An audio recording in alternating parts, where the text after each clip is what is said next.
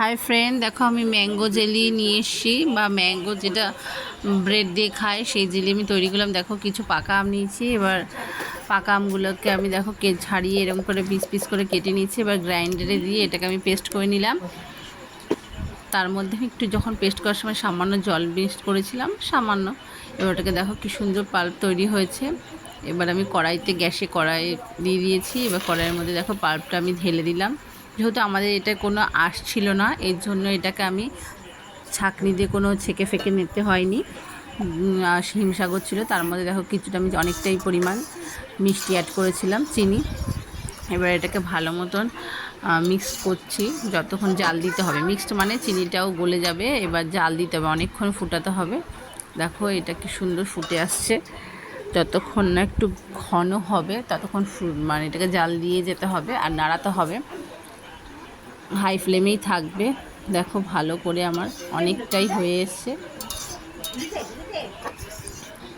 দেখো এটাকে আমি ভালো করে এখনও আরও জাল দিতে হবে, অনেকক্ষণই দেখবে এরকম ঘন হয়ে আসবে। জালটা ভালো করে দিতে হবে, আর জল মিক্সড করা যাবে না। আর এরকম করে খুন্তি দিয়ে নাড়াতে হবে। সামান্য আমি প্রিজারভেটিভ হিসেবে আমি লেবুর রস ইউজ করেছি, 1 চামচের মতন লেবুর রস ইউজ করতে হবে। লেবুর রসটা দিলে এইটা অনেক দিন ভালো থাকে। দেখো কি সুন্দর আমি এটাকে জাল দিচ্ছি, যতক্ষণ না ঘন হবে। দেখলেই বোঝা, দেখো অনেকটা ঘন হয়ে আসছে, আরও ঘন হবে। এটা অনেকক্ষণ, এটা একটাই কাজ, এটাকে জাস্ট জাল দিতে হবে আর ভালো করে নাড়াতে হবে।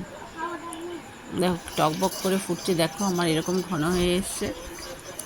দেখো এরকম ঘন হয়ে এসছে, দেখেছো? কালারটাও কি সুন্দর, গুড়ের মতো লাগছে, কিন্তু এটা তো গুড় না, এটা ওরকম। এবার দেখো আমি প্লেটে নিয়ে দেখাবো। যতক্ষণ এরকম প্লেটে নিয়ে পড়বে না, প্লেটটা কাট করা পর্যন্ত, তাহলে ভাববে এটা হয়ে গেছে। দেখো আমি ব্রেড দিয়ে তারপরে খেয়েছি। এবার তোমাদের কেমন লাগলো অবশ্যই কমেন্ট করো, আর লাইক করতে ভুলো না। শেয়ার অ্যান্ড সাবস্ক্রাইব তোমরা অবশ্যই করে দিও, আর অবশ্যই কিন্তু কমেন্ট করতে ভুলো না। দেখো আমি ব্রেড দিয়ে খেয়েছি, কি সুন্দর লাগছে। টাটা, আজকের মতন রাখছি।